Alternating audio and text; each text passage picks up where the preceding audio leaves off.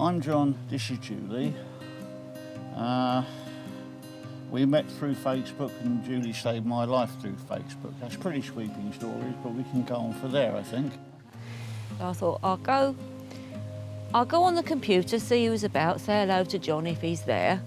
And I was just playing a few games and that, and then up popped John on the computer. Pop.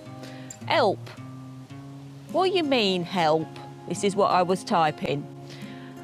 I can't move my right arm. And then I thought, he can't move his right arm. I asked him on the computer typing away, what's your speech like? And he wrote back, I don't know, I'm not speaking to anyone.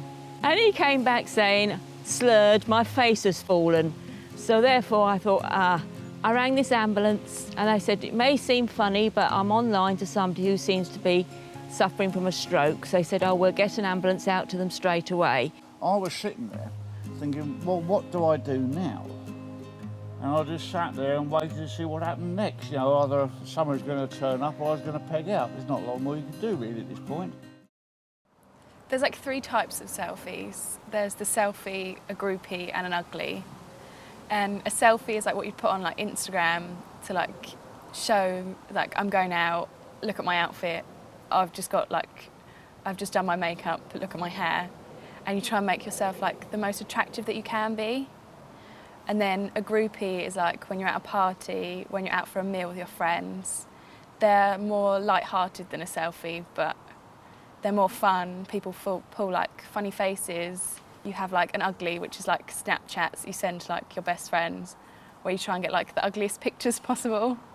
And you just take them from like the worst angles and they're just to be funny. Snapchat uglies sort of like bring people together because it's almost like I feel comfortable enough around you and I trust you enough with this ugly photo of me and I trust you not to send it to someone else. No. Being my husband and I, Ben, have been living on narrowboats for about 11 years, this coming November, and with our daughter for the past 2 years and 7 months.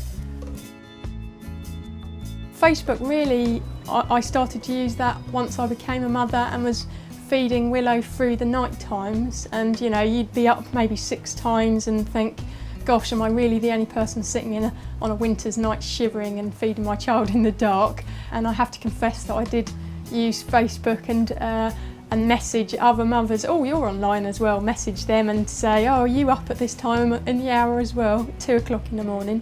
So it was a real connection to realising that you weren't the only person doing what you were doing at that very moment.